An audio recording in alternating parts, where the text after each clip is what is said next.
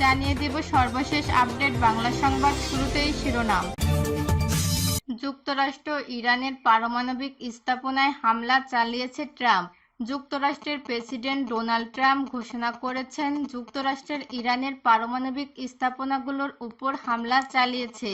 তিনি জানিয়েছেন যুক্তরাষ্ট্র ইরানের 3টি পারমাণবিক স্থাপনায় সফল হামলা সম্পন্ন করেছে। এসব স্থাপনার মধ্যে রয়েছে ফোর্দো, নাতাঞ্জ ও ইস্পাহান। ট্রাম্প নিজের মালিকানাধীন সামাজিক যোগাযোগ মাধ্যম ট্রুথ সোশ্যালে লিখছেন, আমরা ইরানের 3টি পারমাণবিক স্থাপনা ফোর্দো, নাতাঞ্জ ও ইস্পাহানে খুবই সফলভাবে হামলা সম্পন্ন করেছি। সব বিমান এখন ইরানের আকাশসীমার বাইরে। খবর বিবিসির। ট্রাম্প একটি ওপেন সোর্স ইন্টেলিজেন্স অ্যাকাউন্ট থেকে একটি পোস্ট শেয়ার করেছেন, যেখানে বলা হয়েছে শক্তিশালীভাবে সুরক্ষিত ফোর্দো পারমাণবিক স্থাপনা নাই হয়ে গেছে। Al Jazeera.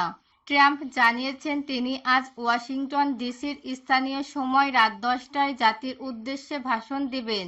ট্রুথ সোশ্যালে ট্রাম্প লিখেন, এটি ইরানের পারমাণবিক স্থাপনায় হামলা মার্কিন যুক্তরাষ্ট্র, ইসরায়েল ও পুরো বিশ্বের জন্য একটি ঐতিহাসিক মুহূর্ত।